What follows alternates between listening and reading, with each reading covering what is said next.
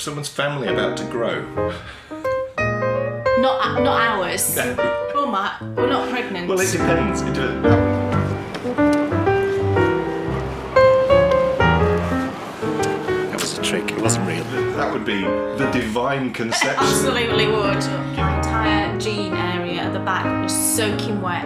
Given. You don't say, need to say, know. say nothing more about you don't me. Need to know. But also. I'm very old. So that's say no more. Say no more. Act casual. Word to the wise. Nose tap and all that Maybe jazz. one or two people. Of Whitby's most famous delicacies. You don't really wear pyjamas, but that sounded wrong. You just wear clothes of an evening, just not pyjamas.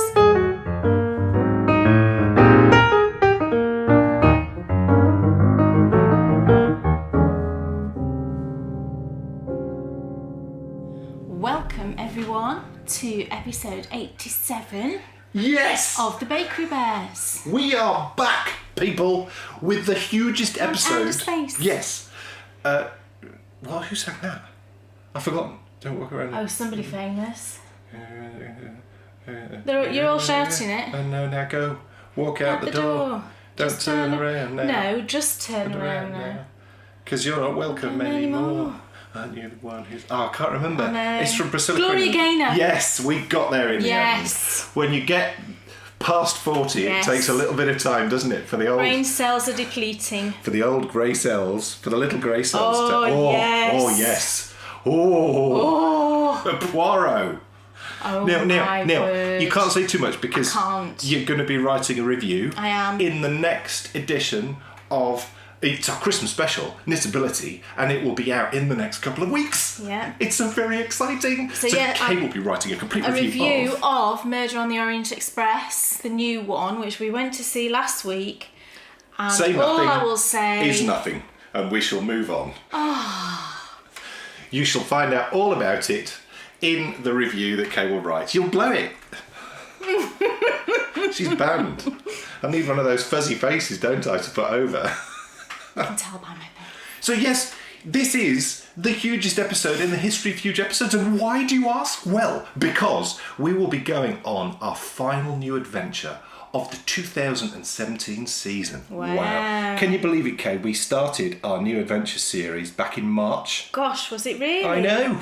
And it's run all the way through. And what was the first one we did? The first one that we did was, oh, you see, you've asked me now. It was Tynemouth. Oh gosh, Yes. right. And- the fish and chips debacle. But it wasn't a debacle because the fish and chips we had were gorgeous. Yes.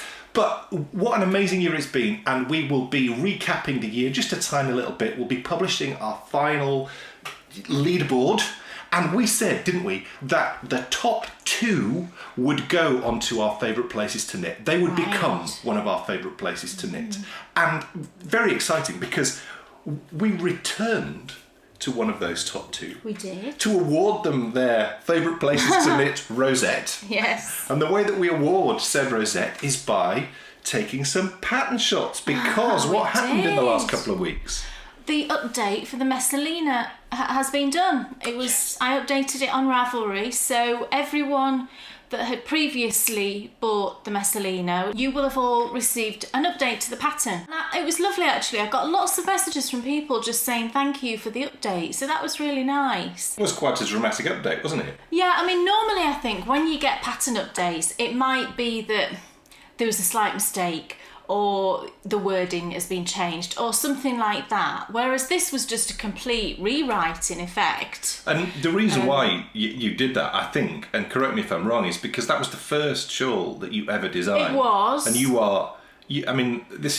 learned so much. Yeah, I've learned a lot since then, and You wanted to do it. Yeah, there were just right, some you? aspects that I was never 100% happy with. But it was a lovely shawl, and I was happy with it at the time. I love my Messalina. But I always knew that I could do a bit better with it. So now I'm thrilled, and it's here actually. I just brought it. It's also here. Oh yeah, that's the cowl. I'm worried, but hold on a minute. Why don't we go to Corbridge and have a look at us taking the pattern shots? Okay.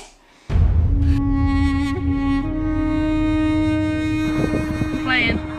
So folks, we have returned to Corbridge because it's time for the Messalina launch. And we're here to take some pattern shots. Yippee!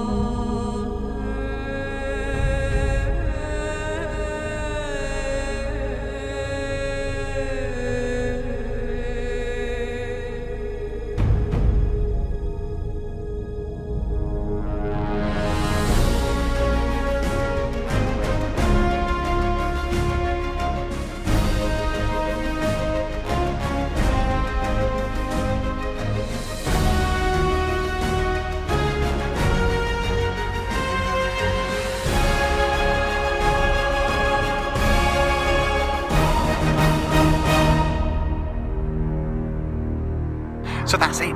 We've got the Messalina shots. It's back to us in the studio. Yes! So Corbridge gets its favourite place to knit rosette with taking the pattern shots, and here it is. And that pattern is lovely. out now, isn't it? Yeah, all done and out and updated and finished, and thank you to my testers. They got it done super quick, and that's why I was able to put it out. I thought it to be like today when I was putting it out, but they'd finished, so I thought might as well do it. So lovely. Thank you so much. And I do feel strangely warm and fuzzy about this. Because I was stood right there. Yeah. I was stood that's true. right there when the inspiration struck for this whole process. That's true, wasn't it? Yeah. And because I remember standing there and I got a scrap of paper. We were in our pyjamas. I wrote down the pattern for the cowl because he's like, oh, I really want to do that. So it was you actually that inspired the additional. Because within the pattern, there's an additional bonus pattern for the cowl. That was never there before. No. And what I love about living with a designer is that when you get inspired to want to make something, you just say, I'd really like this, this and this, and they go, oh, right, oh, okay. And then they write down a little bit and then, oh, hey, presto, there's your pattern. It doesn't always happen like that. No, it doesn't. But do you know what? When I knit this, I did not anticipate that I'd be wearing it. No. And actually, I think I pull it off. You do pull it off. You wear that. I yeah. find the colours are perfect. Yeah. So we were delighted to go back to, of course, Corbridge, which is the first of our destinations which go into a favourite place to It knit. was freezing when we went back. I was very glad I had this. It was so cold, and it was only probably 2 weeks after we originally went, wasn't it? But And it wasn't that cold when we originally went. no, what is? It was freezing, and we had a picnic as well, and I took blankets and everything, and we were like... Oh, we did. We sat out and had a picnic. We did, it was we great. did. What's particularly appropriate though about going to Corbridge to film, well, to take the pattern shots, was because Messalina went to Corbridge. Amazing. So the lady who inspired that pattern Would have actually been there. yes, which is That's just an cool. amazing thing, isn't it, when you think about it? We will have walked Where she walked. exactly, yeah. which is just it's superb. Yeah. Now, isn't it funny when creative headspace clears, other things begin to happen, and I don't think we can say very much. But No. is someone's family about to grow? Not ours. No. Oh my, we're not pregnant. Well, it depends. That would be the divine conception. Absolutely would. Given. You don't Say- need to say- know. say nothing You more do- about you don't me. need to know. But also. I'm very old. So that combination, you know. But it's sort of, well, I don't really want to say very much. I think all we should say is the Bakery Bear family may be about to grow. Absolutely. Say no more. Say no more, act casual. There Word may- to the there- wise, there may nose be- tap, and all that Maybe jazz. one or two people out there that know because I couldn't keep stum. Oh, you're naughty. I know. I told you. Ugh, I know. It's just not on. No. What is your natural wave? Because I think that, your natural wave is your natural wave. And, some people like that. The Queen, of course, is like that. Why does she wave like that? I think it's because it tires your hand. That doesn't tie you. That doesn't tire your hand. I don't think she does. I mean, because I'm trying to think how she does. I don't know that she does wave like that anymore. Right. I know that Prince Philip tends to do like this. Silly, See? Well, there we go. Silly what little is wave, yeah. your natural wave? Because some people, it's a small wave. If you're Jessica Fletcher, Other people, it's more of a Jessica Fletcher wave. Like this. Now, we loved that at the beginning. my natural wave is more of a Jessica Fletcher. No, it's not. It is. He does it to So- wind me up. I dropped Kay off today at the shop. It's your good lady wife who you love dearly, so you wind the window down, you give her a bit of a wave, don't you? So I wind the window down and Can I you wave. imagine? Looked like some lunatic. So I just put my head down and I ignore him and pretend it's not him. You went, no. Pretend I don't know him. You went, don't you dare. I know. Well, I did say that this morning because he does it every single time, and Bryony's in the car laughing her head off, and I'm like, don't encourage him. You see, my view on the situation is if you're going to wave, you might as well enjoy it. But it's the stupid smile on your face as well. It's like you're deranged. It's Honestly. because I know that you get embarrassed about it. I'm so just like, I'm like, Don't you giving dare. him the dead eye. It doesn't work. How do you wave though? Are there any Jessica Fletchers out there, or are there any? Is it Prince Philip? You said it was more. Prince of a... Philip goes like this. Yes. Yeah. I'm Yeah, sure that's more of a subtle wave, isn't it? Yeah. I wonder if that's more reflective of your character. Because, you know, you're more, when you're out and about, you're more of a get your head down and I don't want to be seen type of character. I am like that, yeah. I tend not to look at anyone when I'm out. Because Dan's always like, did you see that over there? Or did you see what that person was wearing? I'm like, I don't look at anybody. I don't look at anything when I'm out. I'm just focused on what I'm doing. Head down, get on with the job. I do. Because sometimes I do things that are silly and then Bryony will say, do that again. I'm like, no, I'm not doing that again. Because if I do, I've got to just do it on the spur of the moment and then that'll be it. You won't get that again. This is, of course, it's a knitting podcast. It is. And we've already been on one adventure to Corbridge and there's been so much going on. I think it's about time that we got on with Kay Jones. What's on your needles? Oh, lovely. Well, I've got... I'm going to take this off because I'm actually quite warm. Quite warm, yeah. It's been freezing and then today it's quite mild. Not just today. I can't be doing with weather like this. It was cold on Monday. It was freezing on Monday. And now it's gone warm. And now it's very mild. I hate weather like that. But anyway, I'm really into knitting socks at the moment and I think I've got 5 pairs on needles. Lean back. Because yes, hand knit socks rule. They do. Obviously they do.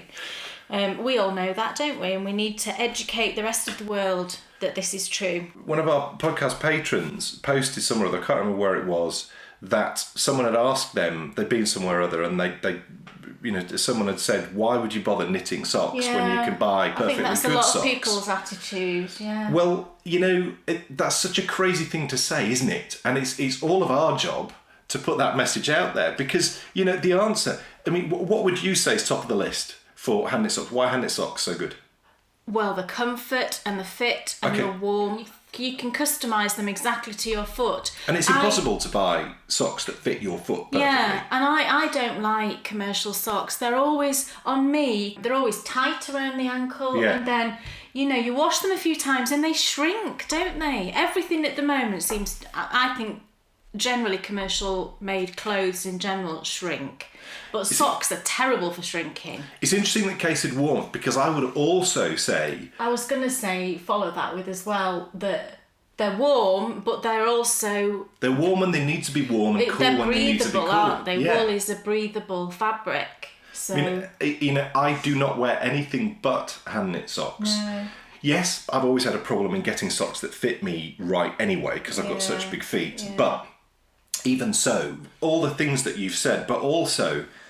with walking, you know, because we often do quite a lot of walking when we're going out on adventures. Whatever the season, hand knit socks, I feel less tired at the end of the day. Yeah, and also I think when it's a commercial pair of socks, I always feel I need to wash them every day. You know, you've worn them once and you wash them. I don't find that with hand knit socks.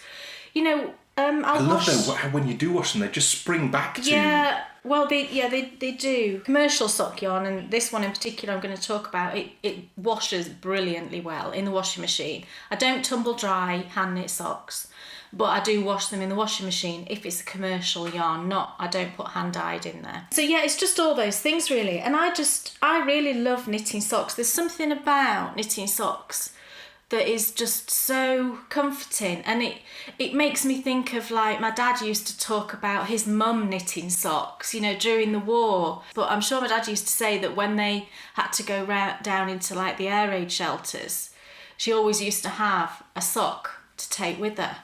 And it's that kind of thing, it's the history that I love as well, that people have been making socks like this for generations, haven't they? Yeah. And I like to think that, I mean, you're totally starting to touch on the pressure points which I want to really get to in this history of knitting thing that I'm going to do next year. Because what you're saying is exactly right. These types of items, these necessity items that people had to have a rich and varied history. Yeah, and it is, you know, socks are a necessity. You know, for people that live in very hot countries, okay, you might not really wear socks, but you would if, Where did hand knit socks originate? Egypt. Yeah, I know. So even if you do live in a hot country, I'm sure there are times during the year. We've just said though, you know, especially if you've got air-conditioned houses, you might put them on at night time and things like that. So I think we can all, as a knitter, enjoy knitting socks, and I just love the process of knitting socks. I don't think I'll ever stop knitting them. And if I just had to knit one item for the rest of my life, it would be socks. I think that it's Without time. a doubt. It's time that we said it loud and said it proud. Hand knit socks rule, people. Yes. So, The end. What's next? our little rant over. I'm knitting down a pair of socks. I like to make us each a pair of socks that we open on Christmas Eve, and we can wear them, because generally I also get a new pair of pyjamas for Bryony and one for me, and you don't really wear pyjamas, but that sounded wrong. He does wear clothes of an evening, just not pyjamas. So this is Dan's pair of socks, and I finished one of them. Yeah, I know, everybody's laughing at me now. I should just not speak, should I? I mean, really, I'm terrible, aren't I? So this is the first one, and it's an opal yarn. And if you look closely, you can see, I'm pretty sure there's a fault in this ball of yarn. Can you see here? Can you see this sort of splodgy line? Well, that splodgy line spirals all the way down the sock. You can't see it so much in these dark sections, but look, in this lighter section here you can see it, and it's spiraling here. So when I first cast this on, I saw it and I was like, I've never had that with a ball of opal before. But the thing that made me carry on, and I'm so glad I did, is that this ball of yarn, this particular ball of yarn, was a gift from a lovely friend, and I've had it for over a year now, and that tends to be my hoarding, comfort zone. I've had it a year.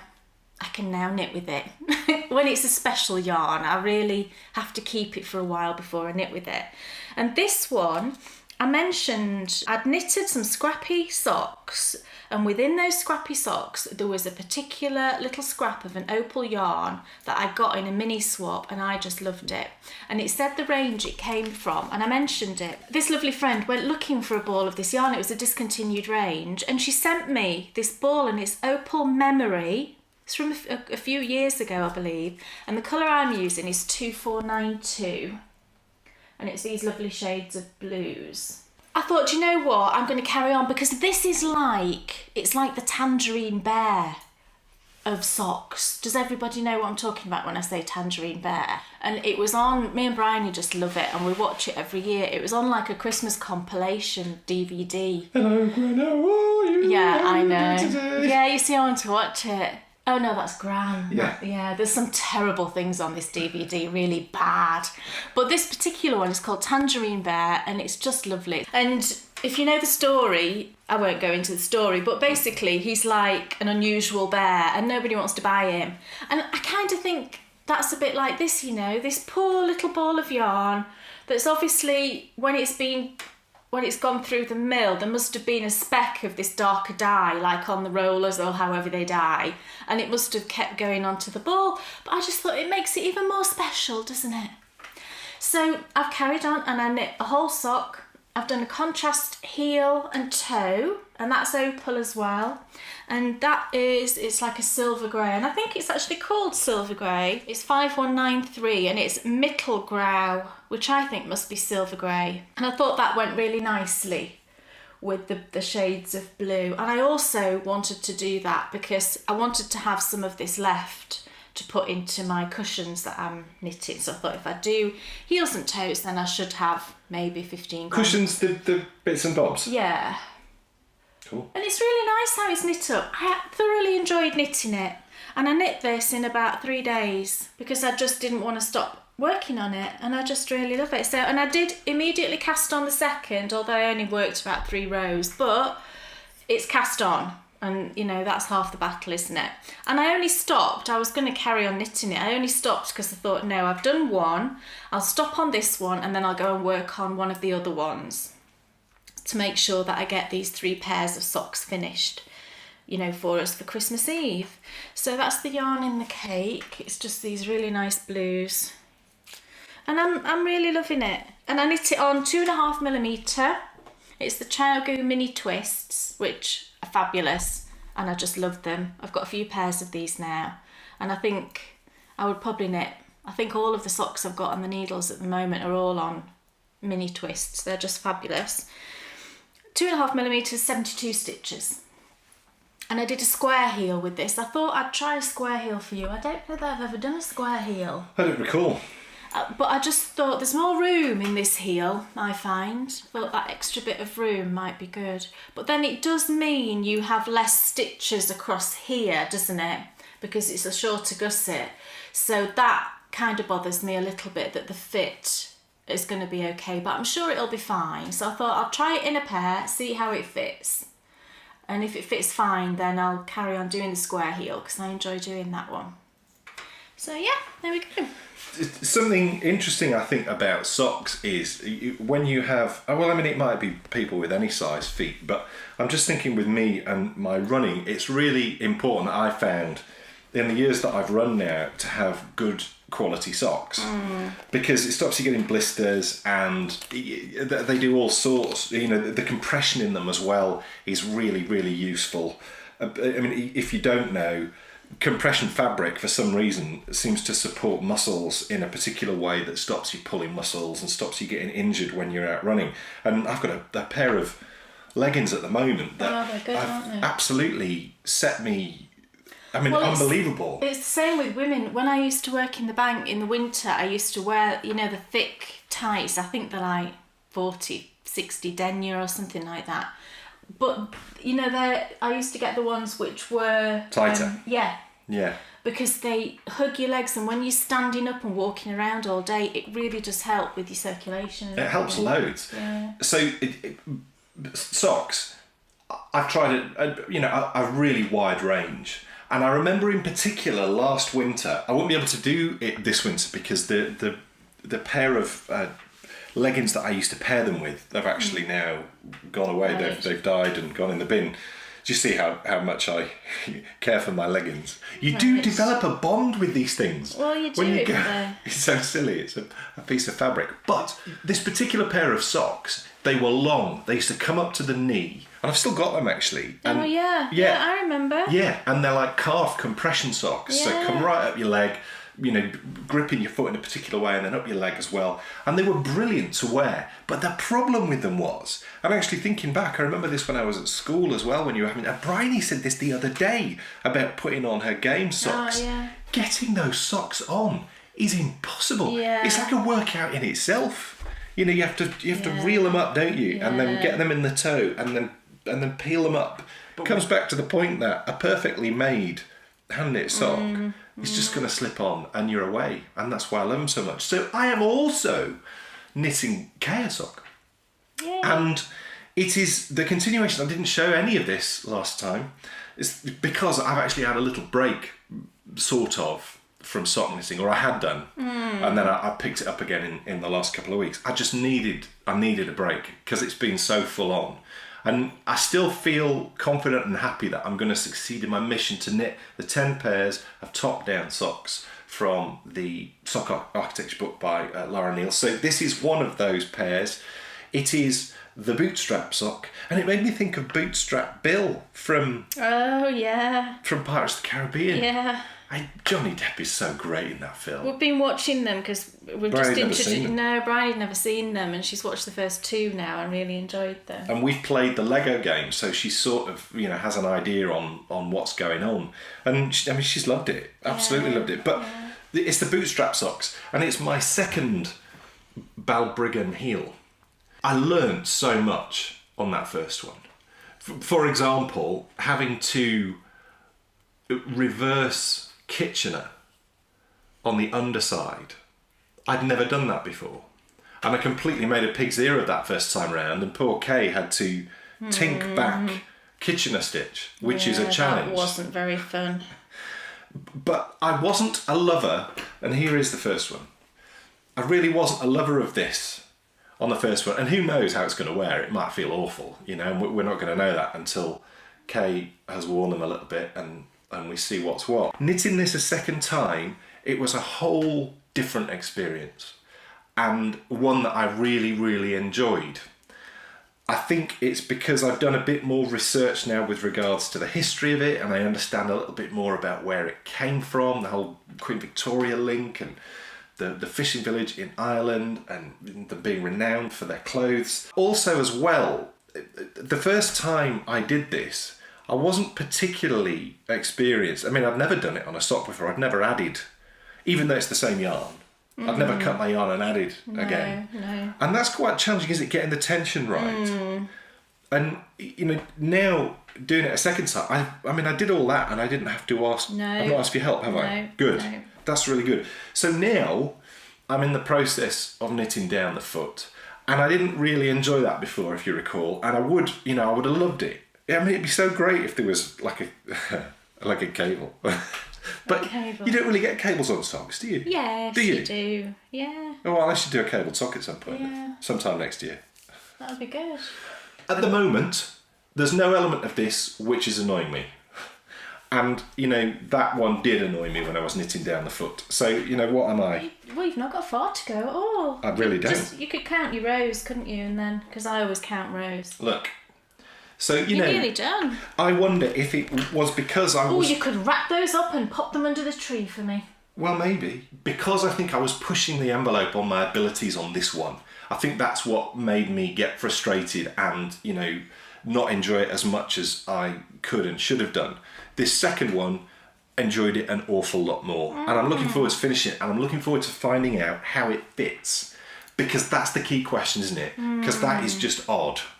It is odd. So, if it fits lovely and Kay really likes it, then that then puts a whole new spin on it. And it makes it something then that I may well do again. But if it doesn't fit nice, then we should bin that and move on. Well, I'd still wear them. Yes, of course you would. Of course you would. But, you know what I mean. I wouldn't knit them again. I'm so glad I've done it, though. I'm so glad that I've knit the Balbriggan here. You don't know unless you try these things, do you? No. It doesn't hurt to try something. Oh, no, absolutely not. And, I think the skills that I've learnt through knitting that has been worth the project. That's what I've enjoyed, actually, with every one of the sock patterns that I've done so far, is with every one, there's been a sort of uplift in my skill level. And that was the point of the process, really. Yeah. What else is on your needles? Well, this is not actually on my needles yet. Well, I'm afraid you can't talk... Oh, well, no, you've knit some things. Yes, I have I'll let knit you some off. swatches. I've done some There you swatches. go, then. So I thought I'd just talk about this. I don't... Realistically, this might not go on the needles until the new year because I don't want to stress myself out too much over sort of Christmas, and I've got plans for what I want to knit in December. But I wanted to get to a point where it was just ready to go. And it's Dan's cabled tank top. Yay! I showed you the pattern last time and I've since photocopied it because it's a vintage pattern and it's quite delicate and I didn't want to damage it really in and out of bags and things like that. So I've photocopied the pattern now. It's in black and white, so it's not the best picture, but it's this one, if you remember. Oh, yes. Yes. And I'm totally going to style my hair like that too. I know. Well, you've not got enough hair. It's not straight enough. No. So I had the worst time getting gauge. I can't even tell you. Well, I can because I will. But you're supposed to get... The gauge is 18 stitches and 24 rows to 4 inches on double moss stitch, which is what's used, largely for the background. You can see here's double moss stitch. So I did several swatches with several different yarns. It calls for an Aran yarn, but obviously because it's a vintage pattern, I can't get the yarn anymore. Jarrell do still do an Aran yarn. And I did look at that one and I looked at the yardage in that. And they were all kind of natural colours and I didn't really want to do a natural colour. I wanted an actual dyed colour. But it helped me in that I could look at the yardage of that. And I think Aran wool, going back a little bit, I think it was kind of thicker than maybe what is classed as Aran now, because I think people class worsted and Aran. So, for example, I did a swatch with Cascade 220 because I've got some of that in my stash. Cascade 220 is classed as a worsted stroke Aran. Well, it's not an Aran weight. And really, I think it would even probably knit to a DK weight in some patterns. But I could not get gauge. I did just a little swatch. The only way I could get gauge was using a 5mm. It calls for 4.5mm for that gauge. This was 4.5mm, and can you see how airy? I don't know if you'll be able to see it, but trust me, I can see through this, and I just didn't like that. Plus, I didn't get gauge. I had too many stitches. It was too tight. I think I had 20 stitches to 4 inches instead of 18, which is quite a lot when you multiply it up. So then I ordered a couple of other yarns to try. I tried King Cole Merino Blend Aran, and this was the swatch I did for this, and I tried 3 different needle sizes here. You can see with and I did block this one. I started with 4.5. I then went to 4mm for some reason. I think I got confused, and then realised I should have gone up and not down. And then this is 5mm. I did just about get gauge with 5mm, but again, you can see through the fabric. You know, if you probably really can't see it, but I can see that. I can see through that fabric, and it's way too loose of a gauge. I didn't like it.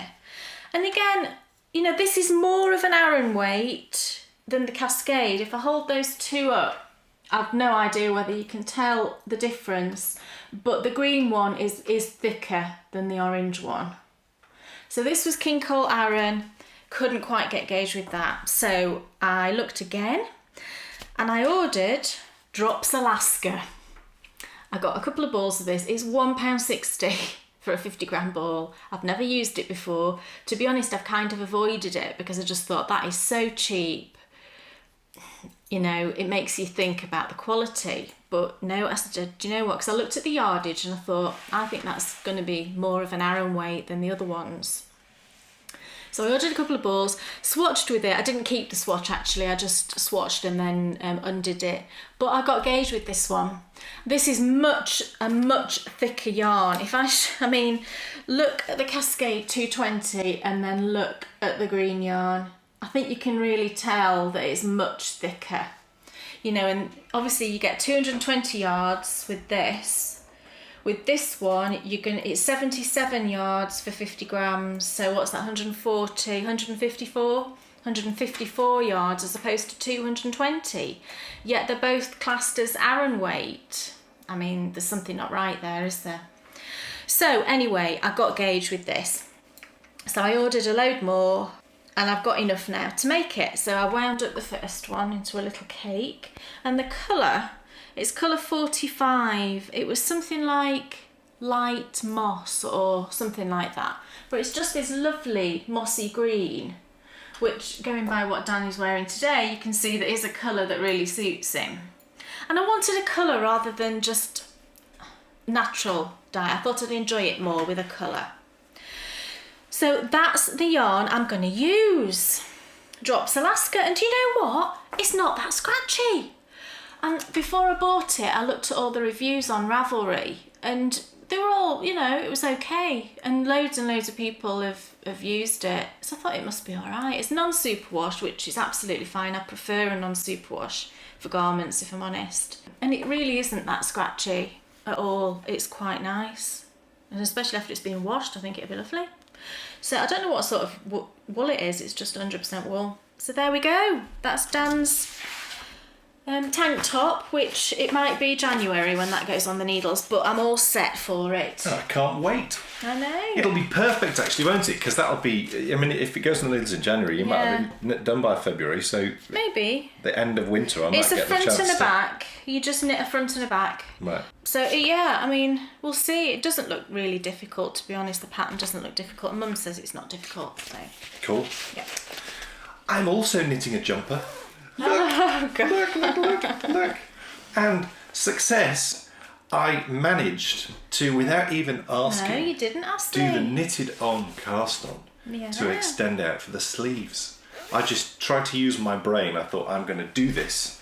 And I totally did. Of course, Wow. It is Mr Bakery Bear's jumper. Colonel Mustard, of course. Colonel Mustard. Now, I have made an error, Kay.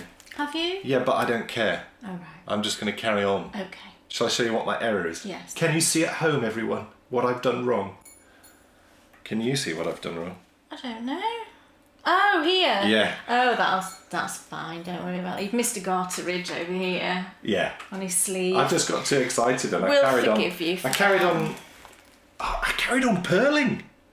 Oh, I should have God. changed to knitting. To knit, yeah. And I didn't. I just purled all the way across. But I looked at it after I'd done the row, and I just thought, you know what? That's going to give him more character. Yeah. So, and I thought, should I do the same thing the other end? But then I think I realised that I'd already knit past that, and I couldn't. So there's no point doing an offset line. I was worried about this, but did it, and made another little bit of progress. But made a lot more progress with his head. Hello. He's really cute. No, he's got eyes and a nose. Yes. And he will start to come together much quicker now over the next couple of weeks. And of course, I'm doing a series on this, which is coming out all over the place actually, but it's a fairly regular once a week series. His little green ears are cute. Yes, well, so like me said, I'm doing a series. With Kay's help, we are together doing a series. So yes, there he is, Colonel Mustard. I'm loving it actually.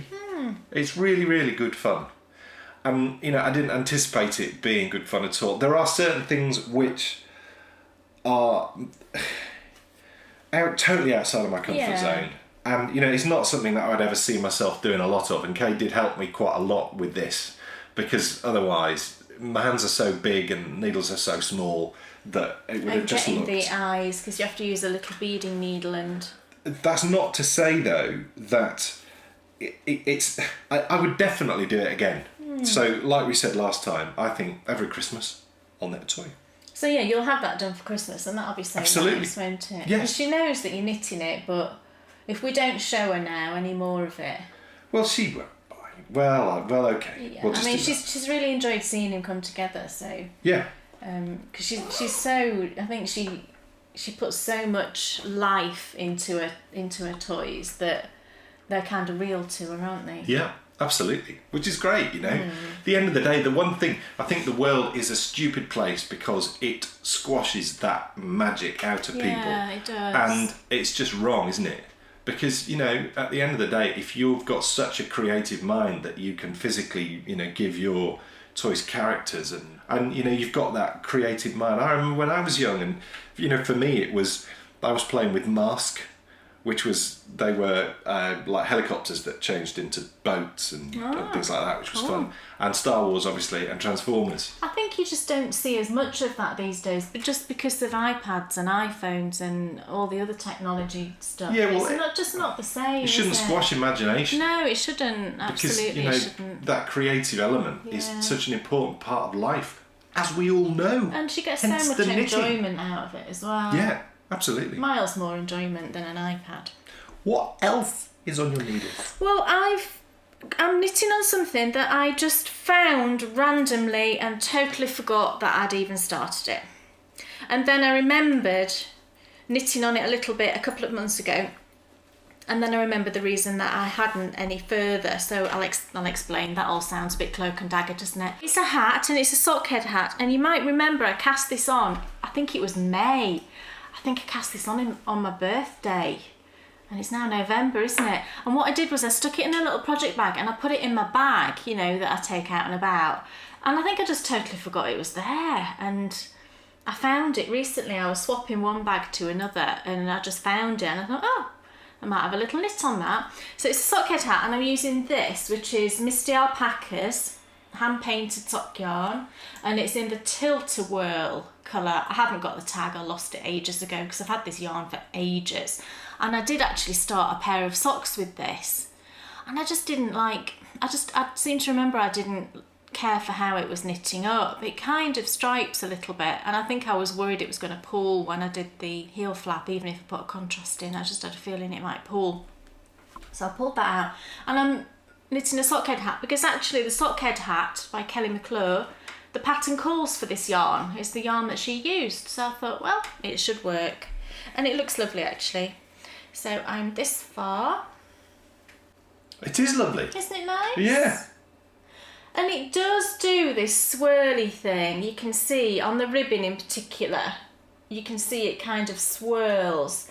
It's not quite so obvious when you're knitting in stocking stitch because, you know, the gauge is different and everything.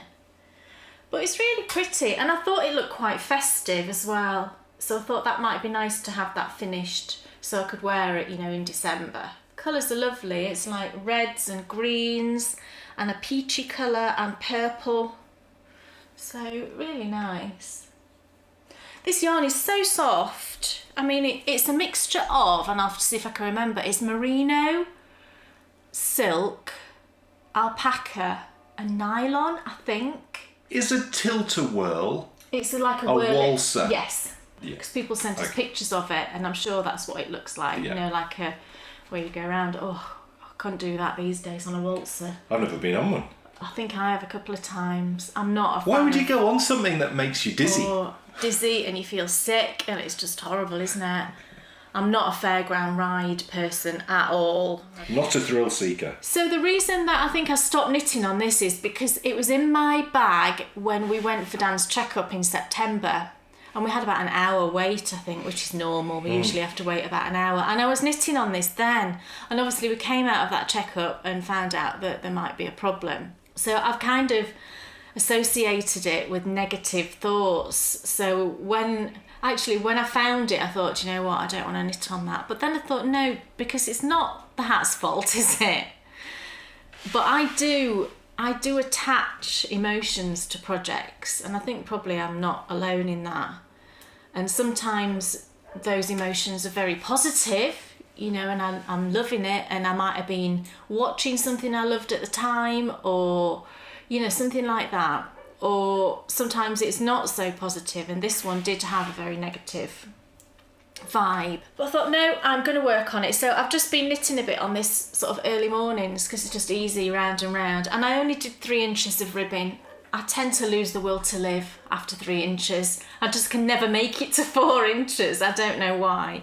But I think 3 inches is perfectly nice. And I look like a little elf. Yeah, if you too much ribbon, then too much leads ribbing, you to too floppy a hat. And I think it does, because unless you're going to cuff it, but you would never do No, that. I would never cuff it. I don't generally cuff hats. And I usually only knit these. I'll have to check on a previous one, but I only knit them normally, I think, to 8.5 or 9 inches, something like that, because I don't like the ridiculous amount of slouch that these normally have. So I might put a pom-pom on it because I'll have some left over, or I might use the leftovers in my cushion covers. You need to see how slouchy it is, because if you put a pom-pom on an already slouchy hat, It pulls that's it when down. it does start to look I really might idiotic. not put the pom-pom on because I like having leftovers, because I put them into all kinds of things.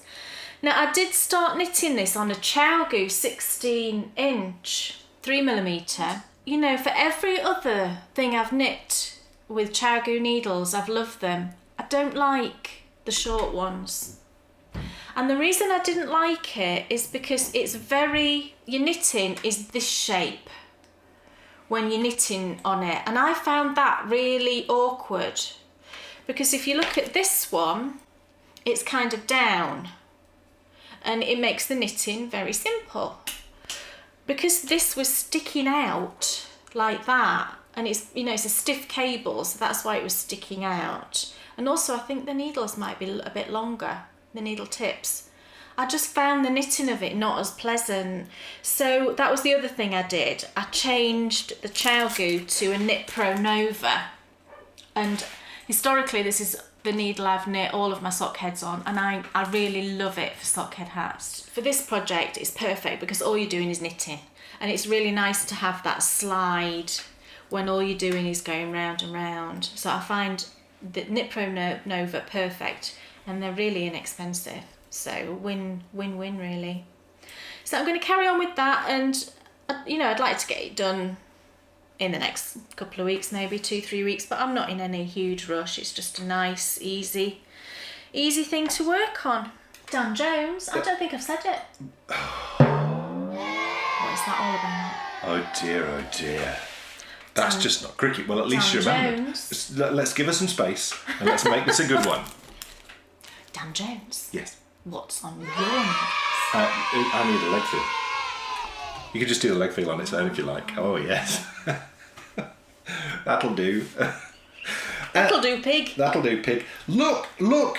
I've been honestly going like it's crazy. nearly finished. I mean, like crazy. He's Look, nearly finished. look. So at the bottom. Oh, be I'm careful. getting You've knotted got up. 2 needles on the go here. I've never done a project We where I've should got have 2 put needles on end the go. stoppers on those, really. So look, there is ribbing Yeah. on the end. Now I'm going to do a load more ribbing, but I'm on to my last ball of yarn. I've never knit a project with 7 balls of yarn in it before. No. So I'm on to my final ball of this rather lovely Yeah. It's the Rowan. Aran. Was it Rowan? Yes. Yes. That Pure you wool can't get Aran. anywhere. It's Rowan pure wool Aran in the antique red colour. So what I did was I finished off the 6th ball that I was on. Yeah. And it just went on and on and on. I've It never got lasted so many ages. rows out of we the were tiniest little surprised, bit. actually, weren't we? Like, come on, finish. I was like, please, please. And then, yes, I got to the end of that ball and I've done a few rows of ribbing. Now, the one thing that we're going to do is, no, I'm going to do, because I've done all this. I naturally default still to we. I'm going to knit a long rib. The pattern doesn't No, it's sort of not push you to do a long particularly rib, but I'm going to knit as long a rib as yarn I have. Yeah. So what I've done is I've finished the 6th ball and then We're with doing the 7th ball, sleeves. do the sleeves first. And then whatever we've got left, he can finish off. Exactly right. So that we're not then panicking. Yeah. So And the sleeves are tiny. they are tiny, but do you know what? It's fiddly, this. It's very fiddly. Oh, good. I'm glad you said that. Because Well, I you never know if it's You mine. know my opinion on sleeves knit like this when it's attached to the garment. It's very fiddly. But luckily you've only got, I think it's something like 16 rows and then a bit of ribbing. So, Yeah. It's not fiddly to a point which makes me not want to do it.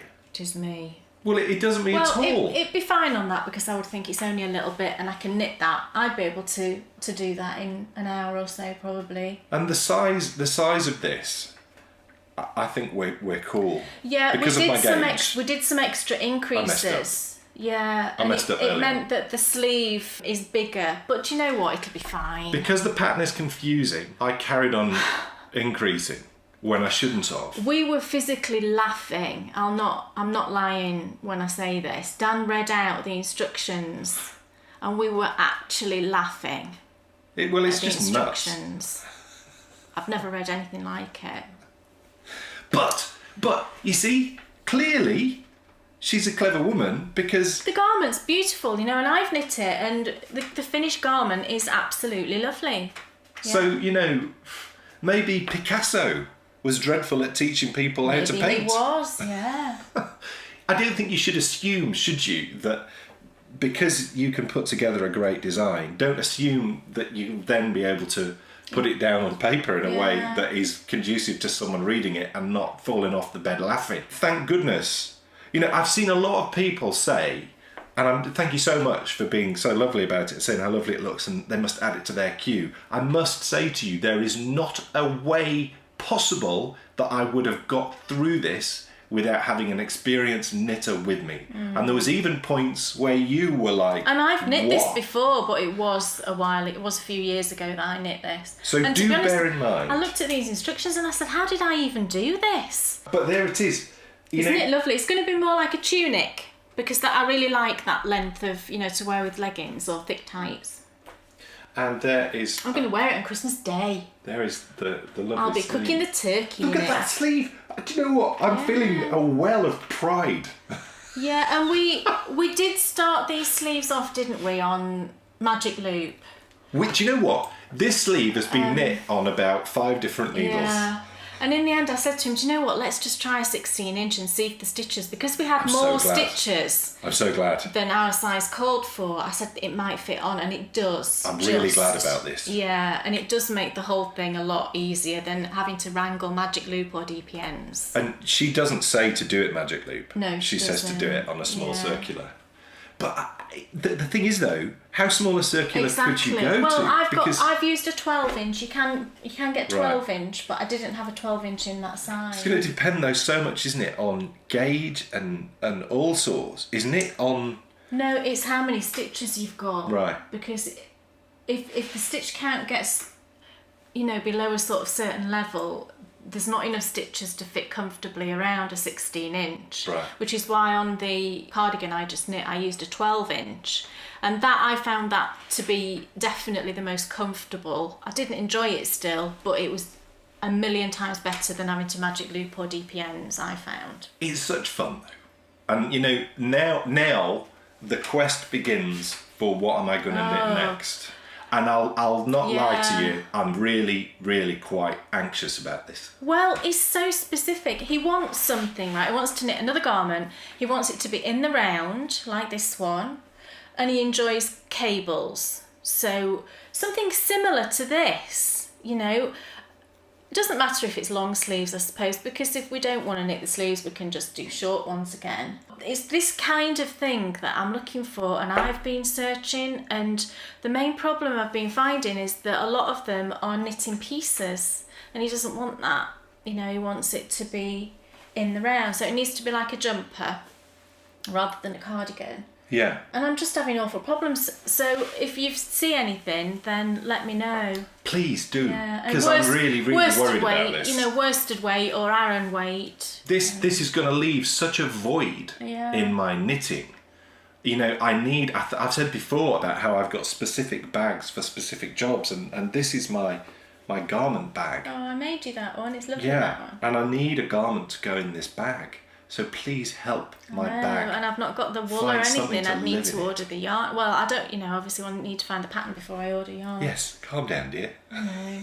But it's stressing me because you're like, oh, what am I going to do? What am I going to do? else is on your needles? Is another sock. Yay! And this one is in my lovely Dobby bag. Yay, from Denise. I saw she was making some Christmas Dobby bags the other day, which was super cute. And I put one of because there's some lovely little progress keepers in there, and I put one of them as a zipper pull. And it's the sorting, I think it's the sorting hat anyway. And I'm using, this is Bryony's Christmas Eve pair of socks. And it's London House Yarns. I bought this recently, you might remember. And this one is Christmas at Grimmauld Place. She chose this one to be the first one that she wanted. Maybe the Bootstrap socks should be your Christmas Eve socks. Well, it could be. I was knitting a pair that I was going to use as mine, but That's rubbish. All right, okay. Well, you can't knit yourself a pair of Christmas Eve socks. Well, I didn't want to ask you because I know you've got loads on. What? And I just thought I'd use One of my pair. main projects for this year is knitting loads of socks.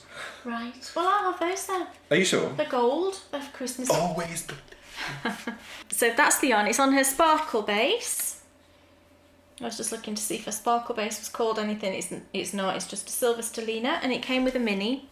And this is where I'm up to. I've done the leg and I'm ready for the heel on the first sock. Oh my goodness! Look at that. Look how lovely those colours look. They look stunning. Isn't that fabulous? And she used there was a still shot of where they're all around the table having Yes, I Christmas know. dinner, and she's picked colours from that. Isn't it beautiful? Oh, it's just lovely. And I knit this in about 2 days or something, and then I stopped because I thought that's at a point where it's easy to show, because I wanted to show you the yarn, and then I'll carry on. And I've got, this is the mini that comes with it, and it matches perfectly that kind of, it's kind of like a greeny greyish colour, just there. And it's just lovely. It's so lovely to knit. You know, it's lovely yarn, and the stripes are so fun. The colours are just beautiful. And I think there's 8 stripes. 1, 2, 3, 4, 5, 6, 7. Yes, there's 8 colours. And it's just so pretty. And this I'm doing on 2.25mm, 64 stitches. I need to remember though to knit this one a little bit longer in the foot, because I think Bryony's feet have grown a bit recently, because I've noticed that on some of the hand knit socks she's been wearing, the heel is kind of slipping under her foot. So I'll knit it maybe 5 rows longer than I normally would. This one, I think this is the one I'm going to work on next to get the first one finished. And then I'll go back and finish Dan's Opal and then finish this one. Or I might just finish this pair. I don't know. I'll see what I feel like. But I'm just loving it. The yarn's just so beautiful. And it's so sparkly. It's just gorgeous. I love it. And I'm not normally a self-striping fan, I'll be honest. Not normally. And I think the reason mainly is that even when you put in a contrast heel, the stripes get that little bit thinner, don't they, when you're doing the gusset. But since I've been doing the square heel, that means you've got not so long of a gusset, and it means you've got sort of less stitches across that gusset area. Then it doesn't interfere with the stripe as much as like a French heel, for example. That's what I'm going to do on this. I'm going to do a heel flap and a square heel turn. So if you've got a skein of this in your stash and you've been hoarding it, because I haven't hoarded this at all, which is not my nature. Really, I had it maybe a week or so and then I've cast it on. It's just gorgeous. Has anybody seen that advent calendar that is currently available from Target in America? And it's a sock advent calendar. Oh right, I haven't seen this. And well, it's only available in America. And you get... How have you seen it though? Because there's a thing called the internet, Kay. But how did you know it was there to search? Because you told me to search for advent calendars. Oh right, yeah. So I did. Oh. And it's 12 pairs of socks. 12 pairs of socks? Dobby socks. No. Yeah. Dobby's on it.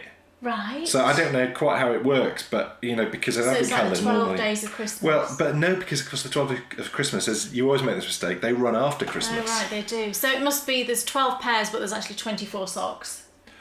Oh, one a day. That would be cool. So you could only have one sock on and the next day you get the pair. That's better than a sweet. Maybe that is the point. That's better than a sweet, isn't it? Maybe that is the point if they're Dobby socks. Because he did just have that one sock, didn't he? That'd be so cool. But, I mean, you know, we've just spoken about how hand-knit socks rule. And obviously that is going to be full of... That's not hand-knit socks. But, I mean, it would be quite... You could totally do that yourself, though, couldn't you? You could, and I know there are lots of knit-alongs to do Christmas socks. Ladies and gentlemen, it is time how to exciting. go on our final new adventure of the year. And remember, at this time of year, you have to really pick your days. And unfortunately... You got a lovely day, actually. We got a lovely day. Yeah, it was cold, but it was nice. I went and shot this solo because what you will always find at this time of year is that quality days are not at a maximum. But when you do catch the day right, it's unbelievable. Because, of course, the winter, it must be the low pressure, or is it winter? Certainly here you find very still, crisp, cold days with lovely sun. And that's what I got. But the reason why I had to go shoot it solo was because a cold, crisp day where it's not raining and windy is a perfect day for Kay to do dyeing. Yeah. So, unfortunately, I had to go do this solo, otherwise there'd have been none of that wonderful figure pudding in the shop. No. So let's go on our final new adventure, 2017.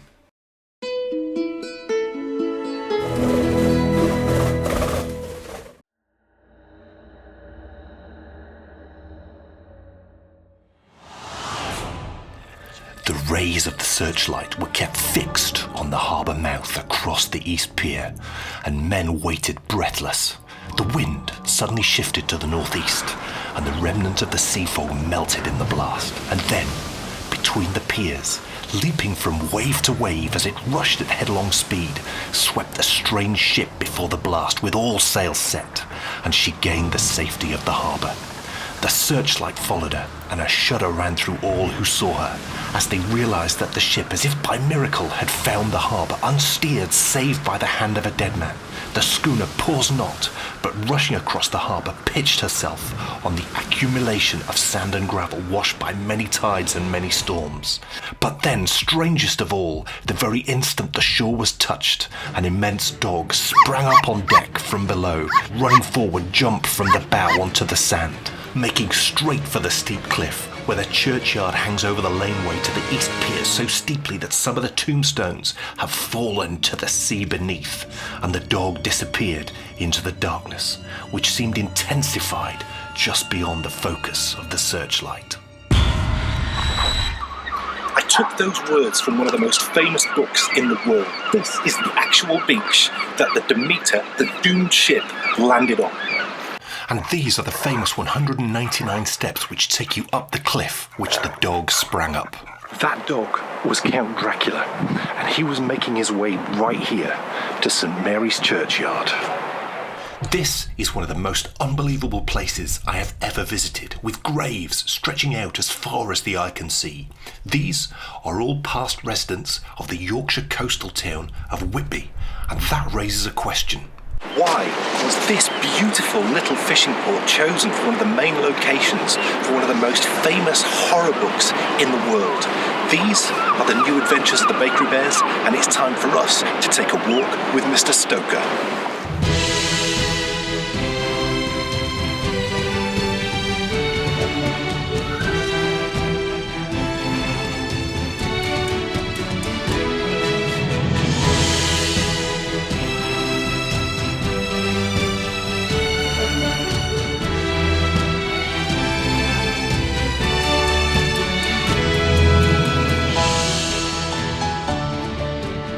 In 1890, Abraham Stoker will have walked down this path.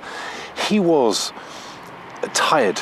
He was business manager for world-famous actor Henry Irving, and he just returned, or he was in the process of returning, from a grueling tour of Scotland. Now, Henry Irving, Abraham's boss, knew that Abraham needed a rest, and he told him he had the perfect place for him to go for a little holiday. He said, "Why don't you go to Whitby? I went there once with the circus." Abraham didn't want to, but he said, "If you send for my wife and my young son, then I'll go." And he did, and he came here. Welcome to 6 Royal Crescent, Whitby. This was Mrs Vesey's guest house, and in 1890 it was quite a chic spot. Just think a moment. This was a time before international travel became the norm, but Victorian people were just like so many of us. A holiday was feeling the sand between your toes, and if you were lucky, the sun on your back. So Bram stopped here on his journey back south from Scotland and waited for his family to arrive and their holiday to properly begin. But remember, this was of course late Victorian England, and even with the recent arrival of the railways, it would take nearly a week for his family to arrive. So all he could do was wait. Every morning, old Mrs Vesey liked to clean Bram's room, so he'd take a walk down into town. This walk that I'm doing right now. And I'm trying to put myself in his head as he took that walk on that August morning in 1890, because what was about to happen to him was going to shape the rest of his life. Whitby had been founded in 656 AD with the formation of its abbey, and it had grown steadily every year since. This is one of the oldest streets in the whole town, with houses dating from the 13th and 14th centuries. Now, over the years, fishing had become the town's main industry, and by 1753 it was one of the busiest fishing ports in the country. It was only natural then that whaling would take place, and by 1833, 55 huge ships were operating from the harbour. As Bram walked that August morning, these are the sights he would have seen, and what I find so striking is so much of the locations look the same, so we really are walking with him. But by the time he had arrived in 1890, the big ships had got so big they couldn't fit in the port anymore, so they'd headed up the coast to the larger ports. But as the ships left, the railway arrived, and as Bram took his fateful walk that morning, he was experiencing something similar to Monte Carlo. In 1843, Whitby railway station was built. The town's geographical location had previously kept away tourists, but now rich Victorian families arrived in search of sun and sand. With them, they brought money to spend, and investment in the town started to grow. A huge array of posh hotels had sprung up to service their needs. Bram Stoker himself would stay here at the Royal Hotel in his many subsequent visits to the town. And as he strolled by on his way down to the harbour in 1890, this would have resembled and even bettered the best hotels in London.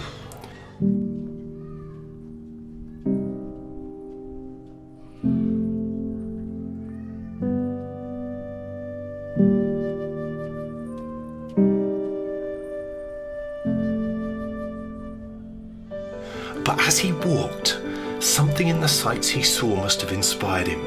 He'd recently read stories of the Carpathian Mountains, and he'd become obsessed with the mythological stories of vampires. And I like to believe that as soon as he turned that corner behind me, around the Royal Hotel, and he took in the view, the inspiration for Dracula took hold. because before him lay a sight that quite possibly inspired the writing of his masterpiece. For there in front of him lay a beautiful beach and a breathtaking church. Here were two of the key locations for the story he was just about to write.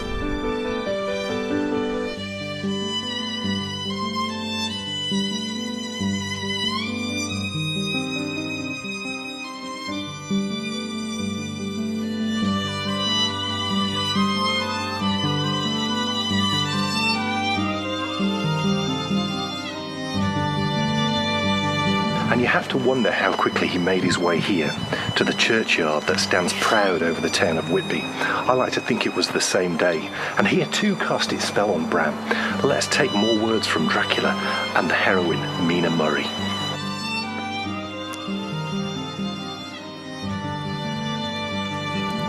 Right over the town is a most noble ruin of immense size, full of beautiful and romantic bits. Between it and the town there is another church, the parish one, round which is a big graveyard, all full of tombstone. This, to my mind, is the nicest spot in Whitby, for it lies right over the town and has a full view of the harbour and all the way up the bay. In one place, part of the stonework of the grave stretches out over the sandy pathway far below. There are walks with seats beside them through the churchyard, and people go and sit there all day looking at the beautiful view and enjoying the breeze. I shall come and sit here often myself and work. Indeed, I'm writing now with my book on my knee and listening to the talk of three old men who are sitting beside me. The harbour lies below me with, on the far side, one long granite wall stretching out into the sea with a curve outwards at the end of it, in the middle of which is a lighthouse.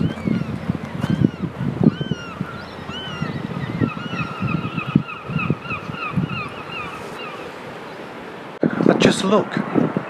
He's describing the view exactly. It's more like a guidebook than Gothic horror, but that's what made this book so groundbreaking. He set terrifying fiction slap bang in the middle of the world we all live in, which gave it realism. He even got the name of Dracula's first victim from one of the gravestones. No one had written fiction quite like this before.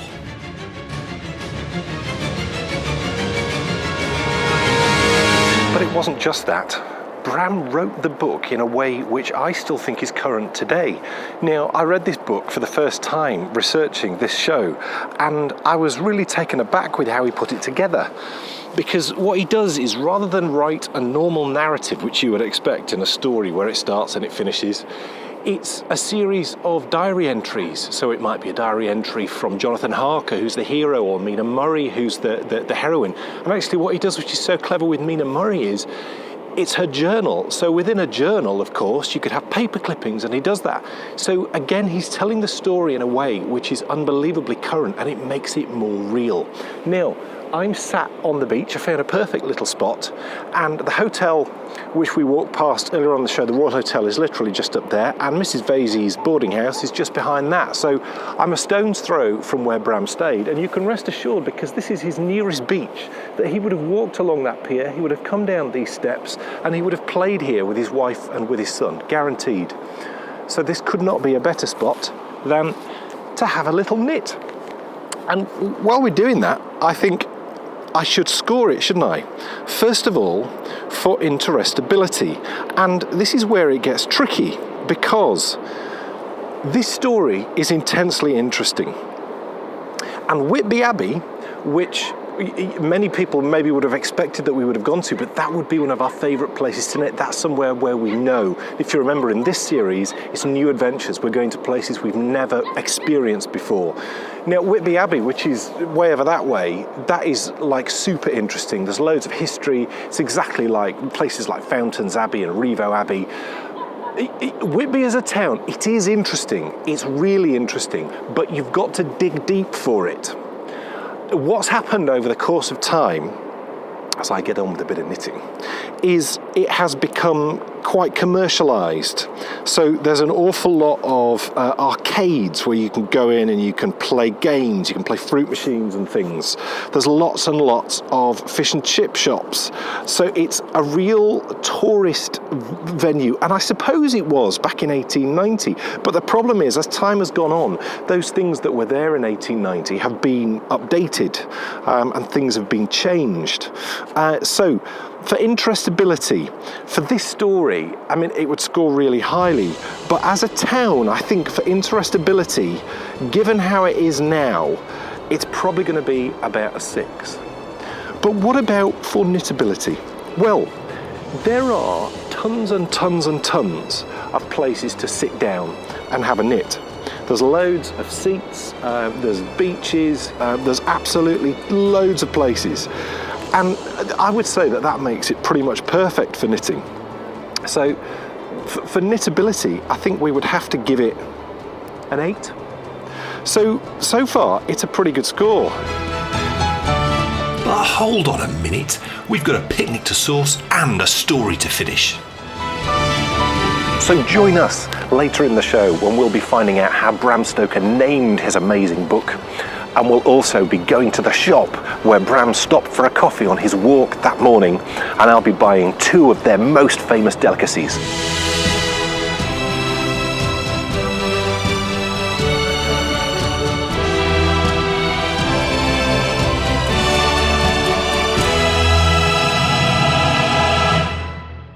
Oh my goodness, what a truly special visit, because Whitby hasn't historically been one of our favourite places. No. I think it's a mixture of the fact that it is unbelievably touristy, and if you go in the summer and the school holidays, it's absolutely Nightmare. packed. Don't do it. And it's also really difficult to get parked, and because you could catch the train, and that probably might be the way to do it, depending on what that runs like. I didn't realise it had got a train station. Yes, it absolutely has a railway station. So, you could catch the train. That might be nice, actually. Train into York and then York up to Whitby. That might be you have to change trains. Yeah, you can't get a direct train to Whitby. Well, I don't know. I didn't even know it had a train station. It's not on the main line. Oh, but, it should be. I was stunned. And that's been the point of this New Adventures, is, finding these stories in places that we'd never been to before. And, I'm walking in areas which have been under our nose, but we've never looked. What I love about things like this is walking in the footsteps of someone who's been inspired, because I get inspiration from that. And so what an amazing first part of the story. So second part of the story, I'm going to be going to a rather special bakery, getting some very lovely things and having those for my picnic. And we'll also be finding out how Bram Stoker named his book, and it's a really interesting, and it's so interesting that all this happened in such a short space of time as well. But, as you've said many times with designs, when inspiration hits you, things tend to come together very quite quickly. That's how it works with me, normally. Yeah. Neil, to celebrate the end of the first season of the New Adventures of the Bakery Bears, we've done a very special... Every episode we've put out a special edit for our gold and platinum patrons. Yeah. And we've done an extra special one this time. So that will be published on Saturday. And if you are a gold or a platinum patron, I would urge you to watch it, because we've done a lovely extended thing at the end, which we've never done before, which I hope you really enjoy, and I'm sure that you will. And I helped with the voiceovers. She did. So whilst Kay may not have been there on the filming, on the gold edition of A Walk with Mr Stoker, Kay is with us too, which is great. And she also brings me a cup of tea partway through. I did, yeah. And a double decker. We've got part 2 to watch yet, and part 2 will be with you just a little bit later on in this show. Kay Jones, what's off your needles? Didn't say your name. So. All right. I have 2 things. Wow. How exciting. It's very exciting. I did think it was only going to be one thing, and then I suddenly finished this other thing. I was like, oh, I finished that. That's marvellous. But the first thing I finished was the pair of socks that I spoke about last time, the ones that will be a gift for our patrons for Christmas. So this is the All Is Calm socks. And these are lovely and finished. Yay! And these form part of our advent calendar this year. Yes, they do. But not only that, it's the first, of course, of the Platinum collection. Yes. Which is then, there's another pattern released in spring, autumn. Summer and autumn. That's it.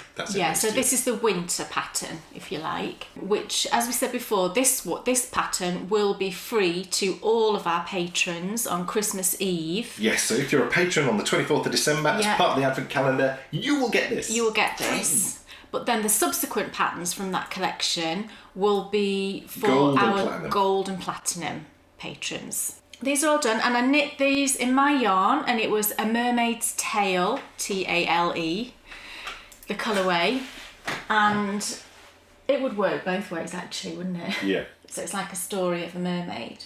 And it's this lovely, I thought it looked wintry, which I think it does. It's like pale blues, pale pinks and lilacs.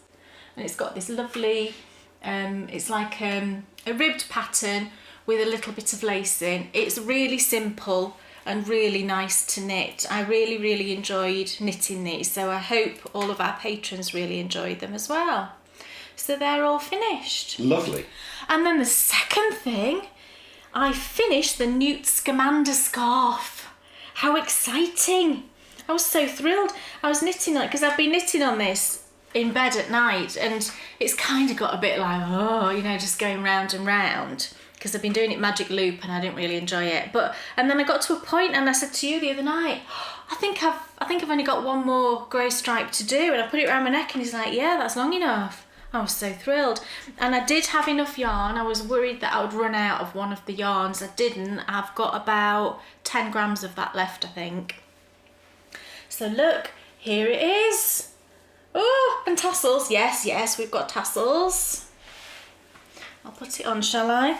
Oh, I feel like I'm Newt.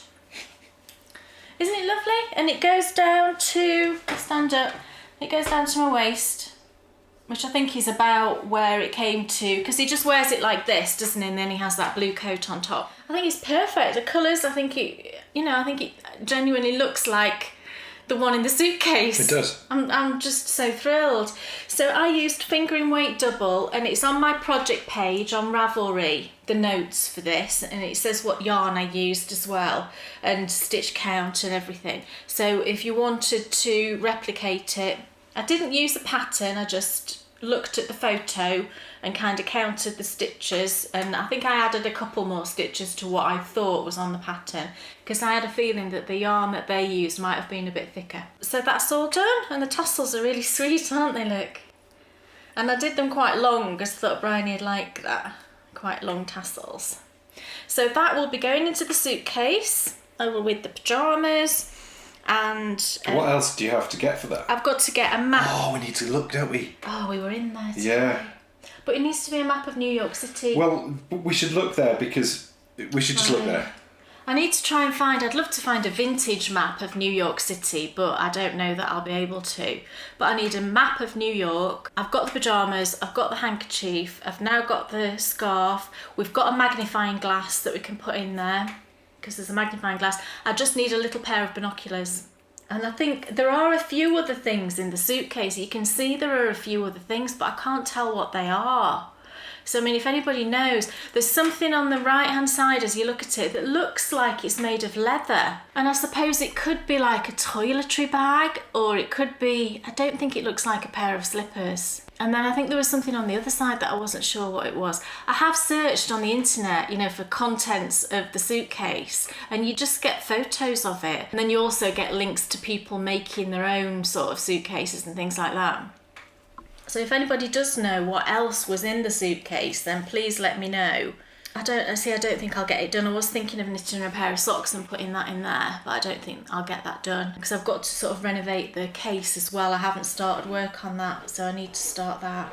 But yeah, I mean, it's going well, and I think she'll just love it. Pardon my intense knitting, I'm just onto the ribbing on the sleeve. I think we'll all pardon you with some intense knitting. I don't think any of us mind that, do we? So ribbing has commenced.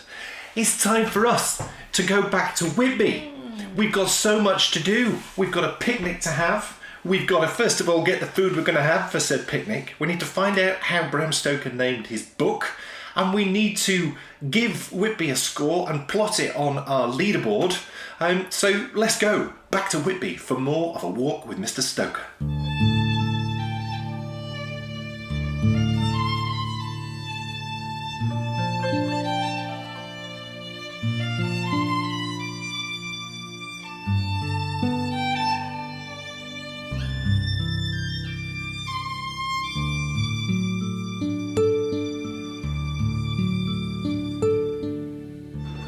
You join me back on Bram Stoker's fateful walk that summer of 1890, and en route he stopped for a coffee.